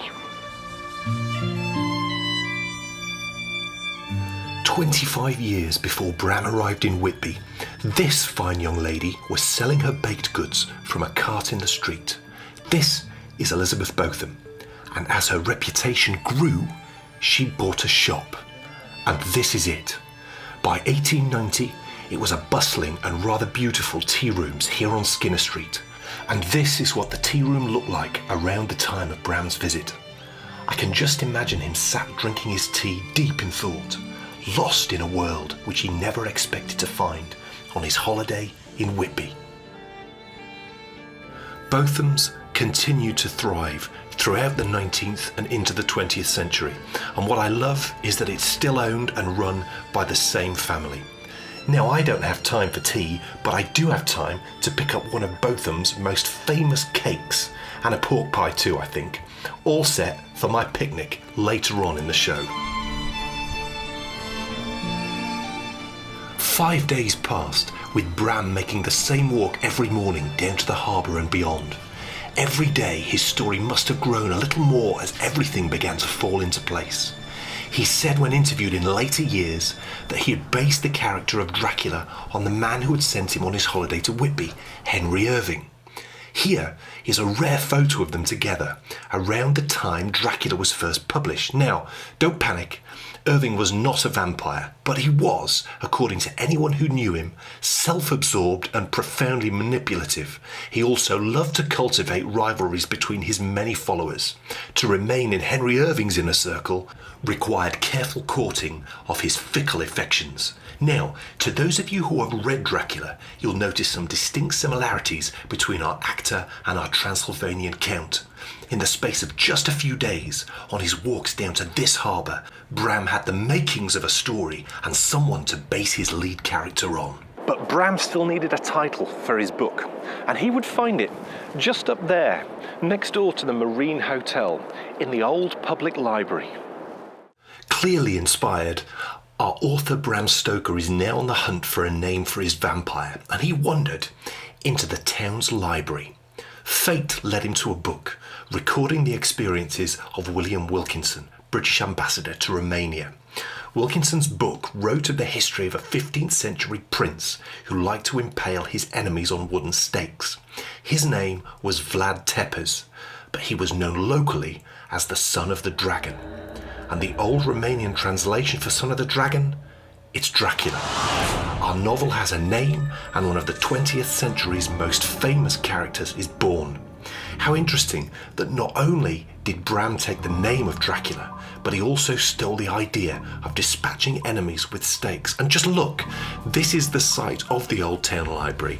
How fitting that the location that gave Dracula its name and inspired our author now is the home of Whitby's very own Dracula experience.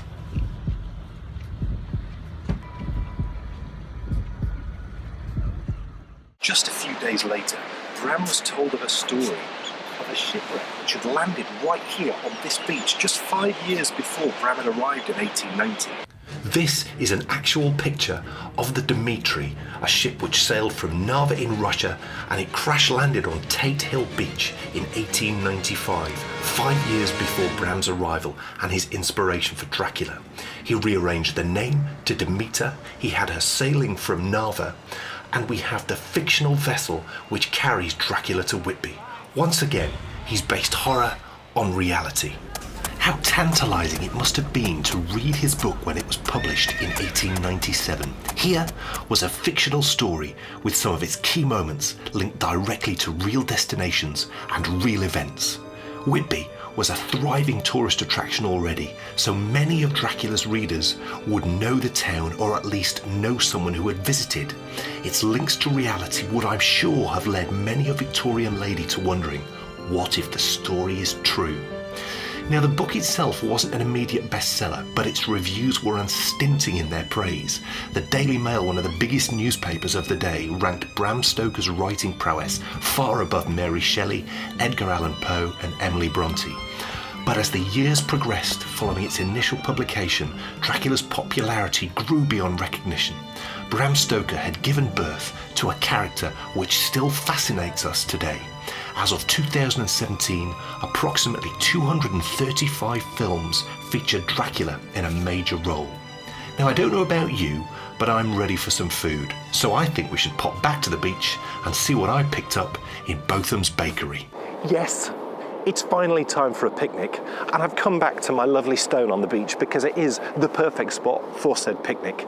And do you know what's interesting about Dracula is it was initially put out there as a play, and of course Bram wanted his great friend Henry Irving to play the lead, and Henry did. He did one performance and then he refused. He came off stage, he said, I never want to do that again. I never even want to see that again. And I just wonder if it's because he saw so many similarities with his own character. But it is time for a picnic, and I have been to, of course, the place where Bram Stoker went for his cup of tea or coffee, who knows what he had, when he first came and stayed here in 1890. I've been to Botham's. And what have I got? Well, and I'm actually really hungry. Oh no, this feels quite oily actually. Yeah, it is, it's proper oily. But oh no, look at that. There's loads of fat on the bottom of that. Let's give it a go though. Do you know what that is? That's actually apple sauce, which makes it really interesting. I thought it was fat, but it's not. It's really nice. There's no fat on that at all. So I completely take it back. Crumbs. And there are loads and loads of really good places to get food. There's a really famous fish and chip shop called the Magpie Cafe, which Kay loves. I've actually never been in. And there was even a queue today, and it's middle of November. And what do I have for pudding after my rather delicious pork and apple pie? It's a Yorkshire curd tart, and I'm going to use this as a napkin. Wow, that really did. It was full of applesauce, which I suppose is really good. So, these are one of my favourite things. It's a curd tart, so it's got like a custard in it, but it's cooked quite a lot, and it's also got currants in there too. I'll bite in and I'll show you.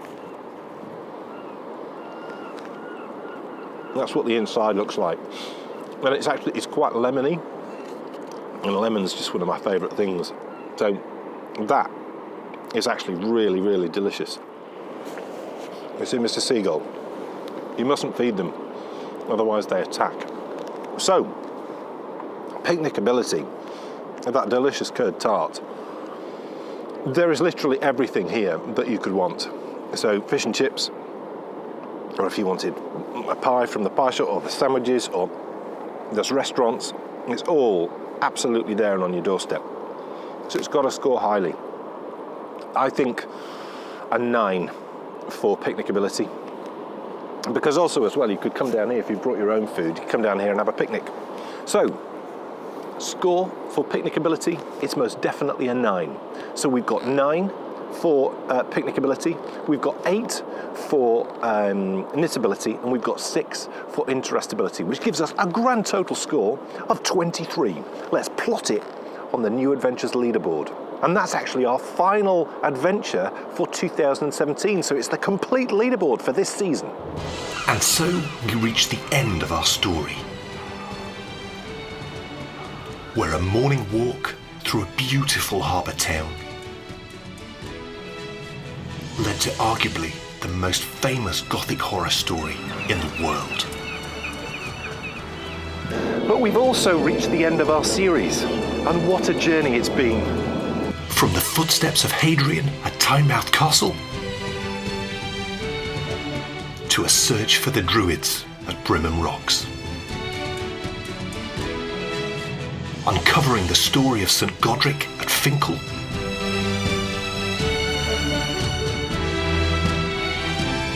To tea with Mr Darcy at Pemberley. This year, we've uncovered stories of monsters, monks, hermits, and lost cities, and we're only just getting warmed up. But 2018 will see our greatest new adventures yet, as we go exploring the gardens of Capability Brown, we go searching for the manor house of Braveheart, we go looking for penguins in Yorkshire, and we uncover the real story of Peter Rabbit. Thank you so much for watching, and we'll see you soon for more new adventures.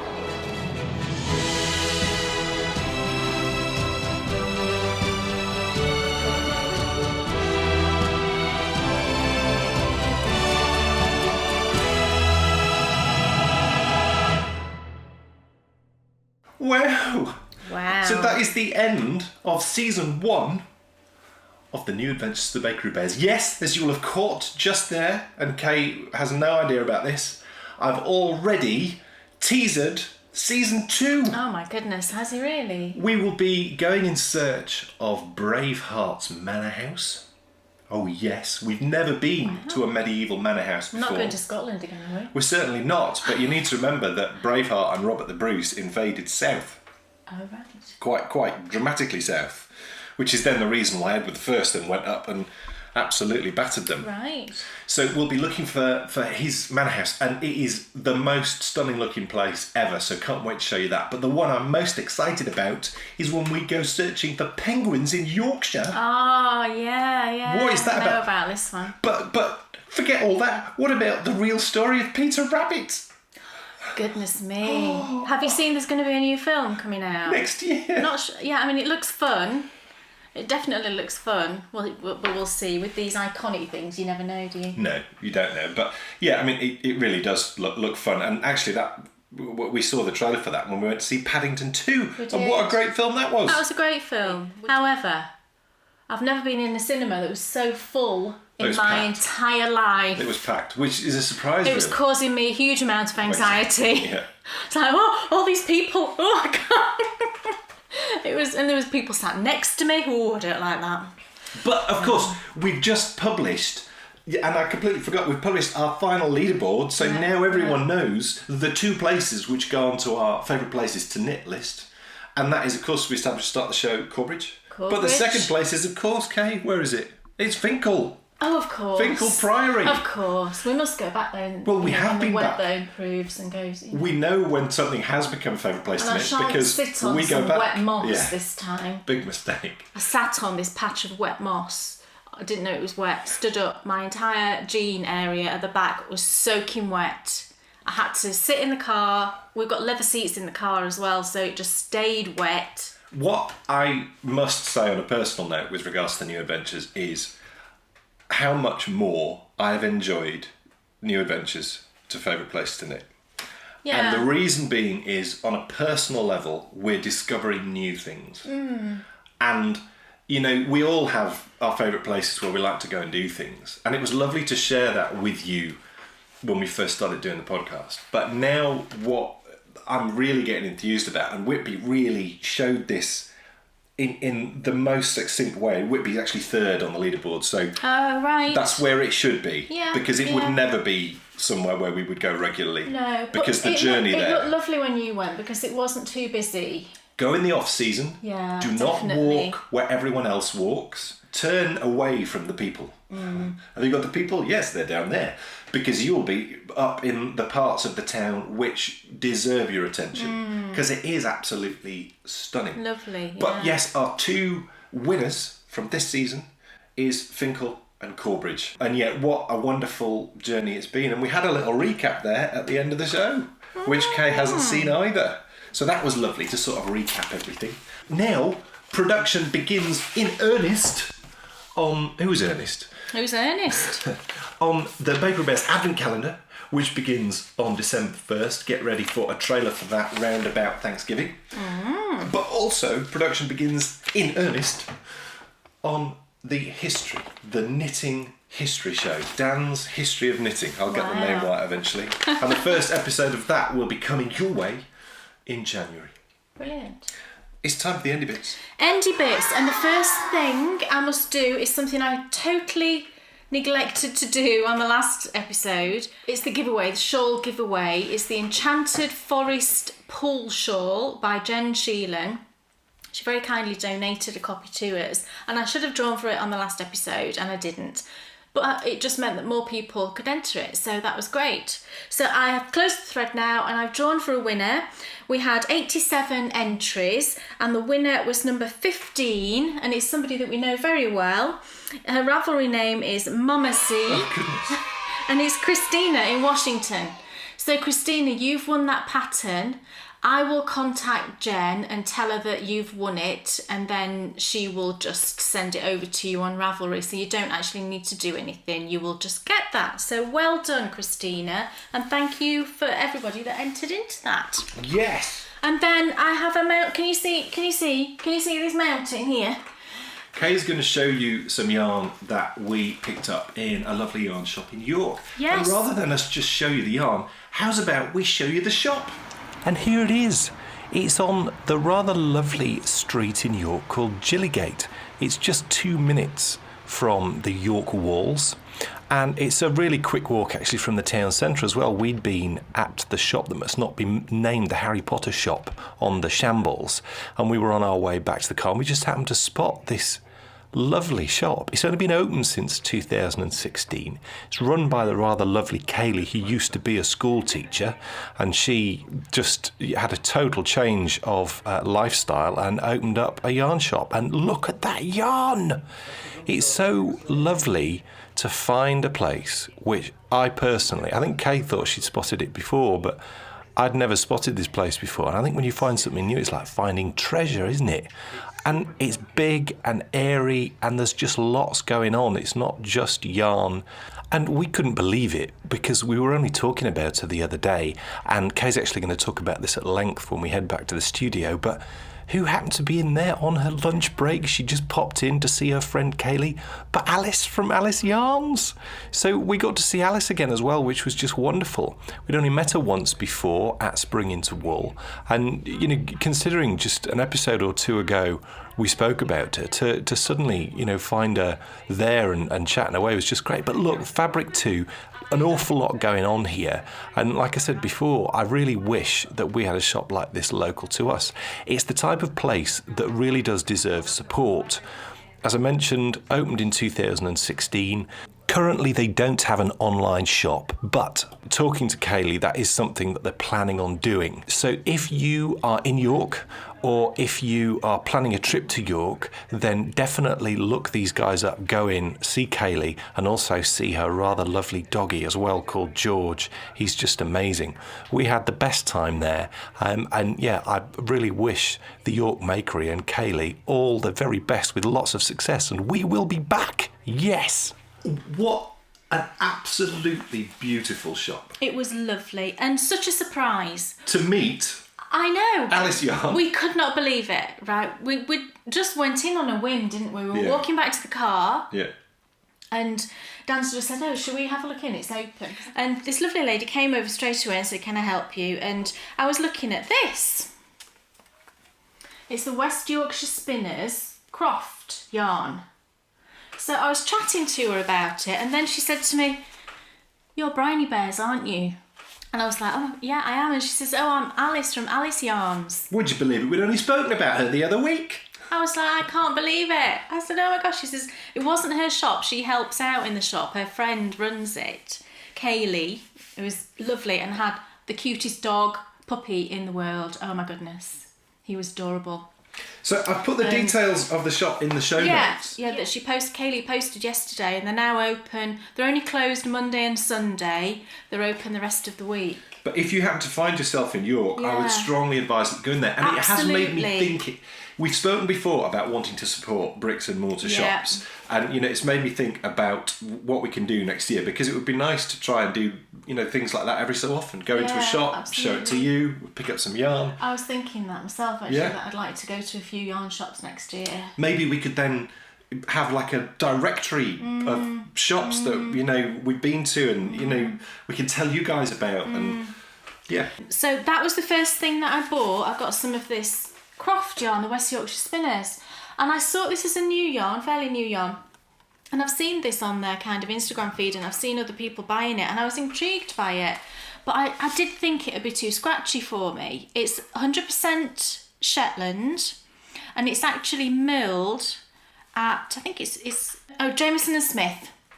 So it says it's in association with Jameson and Smith. So I'm presuming that they've provided the yarn and then West Yorkshire Spinners have dyed it. That's what I'm presuming. So I got this lovely purple, which is number 760, and is called Dowel Setter. And then this lovely sort of greenish, bluish, orangish, and that's Stony Brook. It's a worsted weight, or does it say it's... I think it's classed as a worsted weight, or maybe Aran. It's 182, Aran weight, 182 yards. So again, that's the difference with the whole Aran weight thing that I was talking about, isn't it? But it does look, it looks more like worsted to me, but anyway, whatever the weight is, it's lovely, and I think it will, I bought these to make hats, because it actually isn't as scratchy as I thought. And Alice was telling me she was knitting a hat with it, and she said it was really nice, it was knitting up lovely. So I think it would be really great as a bankhead actually. Right. And that colour on Dan I think would be brilliant. So I got 2 of those. And then lovely Alice, although she's stopped dyeing, which is so sad, but I understand, you know, how much time these things take up. She had a few of her skeins of yarn in the shop, you know, just leftover stock. And she said to me, I'll just go and choose one and you can have it. I thought that was so lovely.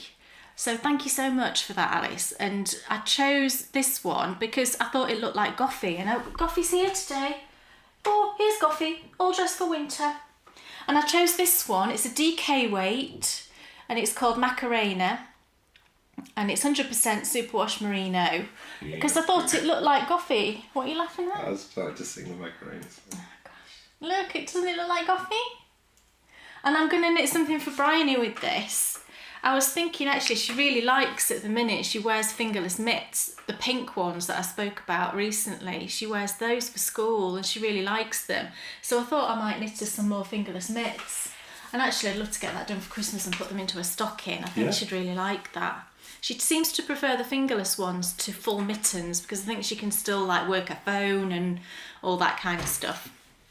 So it's really lovely. Thank you so much, Alice. It's very precious, you know, because she doesn't dye anymore. So that was that. And then the last thing I picked up was some more West Yorkshire Spinners, and it's the Bo Peep. Can you remember I knit some socks? It was for my incantation socks pattern. There's a DK weight version within the pattern, and this is the yarn that I knit them in. I wear those socks every single week. You know, I put them on with my pyjamas at night. I've washed them numerous times in the washer and they still look brilliant. So I wanted to get some more to knit some more socks, and I love this colour. I think the pink is called Piglet, but I can't remember what this colour's called. It's colourway number 8, I think. I do wish they put the colourway names actually on. They do on the Croft, but not on this. Oh, it's not 8 because that says 8 as well. That's 837, that's 269. So it's the Bo Peep, which is designed as a baby yarn, and actually Kaylee was saying it wasn't selling massively well as a baby yarn. I don't understand why that would be because it's beautiful. It's 52% Falkland and 48% nylon.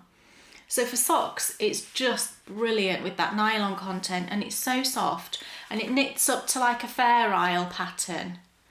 So I've got 2 balls and then that for the heels and toes or whatever.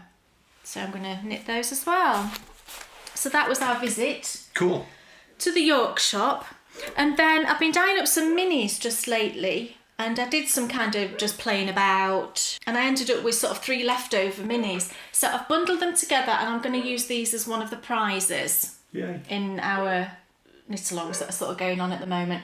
There's a lovely sort of like a blue with speckles. There's this kind of corally pink, which is really pretty. And then this one actually is a little house that went with the mini set, the Christmas mini set I did recently. I accidentally put a bunch of minis in a pot thinking it was a full skein, so I ended up with some minis, which is always nice. So that will be a prize. And then talking of minis, I did some dyeing day before yesterday, And I've done some more. I just was inspired to do some more mini skeins. I did a batch of figgy pudding as well, which will go into the shop this weekend. But I also dyed some minis, and I had this thought of dyeing up 5 20-gram minis in sort of a Christmas themed and calling it Tinsel and Turkey. Do you know how like you see kind of coach loads of people going away on Tinsel and Turkey weekends? I don't know if that happens in other countries, but you see it a lot in this country. So I thought... I think one of those was going on at the Royal Hotel in Whitby, because when I walked past when I was doing the filming, the tables were set up for Christmas. Yeah. So I wanted to dye one that looked like turkey, one that looked like a Christmas tree, and then the other 3 to look like tinsel, kind of vintage tinsel colours. So I did that and I hung them on the line, and then Bryony came home from school and she went, "They're all the Hogwarts colours." Totally was an accident.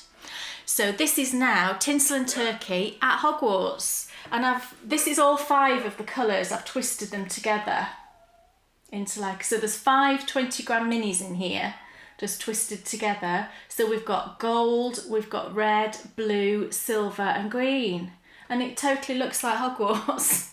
And that was a complete accident. So I'll have a batch of these mini sets as well going into the shop this weekend. I noticed that. Look, there's a bit of... no. I know, there's a bit of a dodgy nylon thing going on in just a little bit of the area of the yarn there. The socks that I'm knitting for Dan, the Opal Memory, do you know how I said that I was knitting a scrappy pair of socks one time and it had this colourway in that I absolutely loved? Well, happy accident. When I was searching to see if I could find the colourway name of that blue one I'm knitting, so I put us into the search engine Opal Memory, sock yarn, and this shop came up that I'd never heard of in the UK with some opal yarn, and they had some Opal Memory. I was like, oh my gosh, I'll have a quick look, and I had a look, and they had the colourway that I really loved that I put into those scrappy socks, so I quickly grabbed a ball. And it's this one, so it's Opal Memory again, and this time it's 2497. And it's like a sort of peachy pink, a more ballerina pink, and then there's navy and pale blue. And I find you don't often see colours like this from Opal. I think they use more kind of bold colours. So when I saw this, I thought, oh gosh, I'm going to grab that. It's beautiful. So this is another now precious stash. Ooh. Lovely. That'll be socks for me, definitely. So thank you so much for watching. What a bumper episode. What's happening over the next couple of weeks? We'll be continuing the Snowfall Socks series. Yeah. There'll be more toy knit-alongs. With that in mind, please do join in with our toy-along, which we're doing with Pennock & Needles, and also the Victorian Studio podcast. You can treble dip, so that's an absolute winner. The fog-along continues. We're getting close to the end now. Runners, we're not going to make it, but let's get as far around the world as we can. Yes. Knitters, you're absolutely flying. And we'll be giving you an update on exactly where you are in the next pop, which will be the next Patron-only podcast. It will be back on Facebook. We tried out the broadcasting through Patreon. It's not up to snuff. No. So we're going back to what we know works. So we'll be broadcasting live in the Patrons private Facebook group at 2 p.m. on Sunday the 26th of November, and that's 2 p.m. Greenwich Mean Time.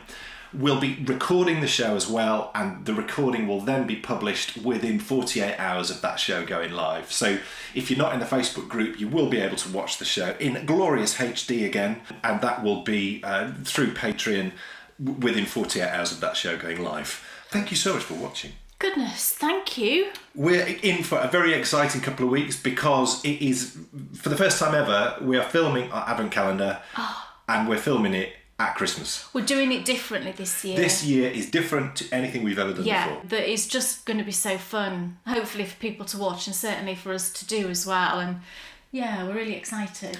The purpose of this is Advent calendar is our quest for the perfect family Christmas. Yeah. So you will join us as we uncover what is the perfect family Christmas and where do you get it from? And our quest to gather all these things to allow us to have the perfect Christmas. So thank you so much for watching, and we'll see you in 2 weeks for more. Thanks everybody. Of the Baker Bears bucket Get list. knitting your socks. I'm addicted to them. Keep knitting socks, everyone. Hand knit socks rule, okay. Come back in 2 weeks because there'll be more Baker Bears bucket list, and there will be more of us down the world food art. And yes, we have purchased Twinkies. But will we eat them? Find out in the next show. Bye! Bye, everyone. Sitting and knitting, it's Dan and Kay, the bakery bears. Enthusiasm's not quitting for Dan and Kay, the bakery bears. They'll take you to fabulous places of which their favorites they'll share. You better buy a pattern, get yourself a bakery bear. You'll find yourself in a castle watching the bakery bears. It never feels like a hassle to sit and watch the bakery bears. What's on your shelf or what's in your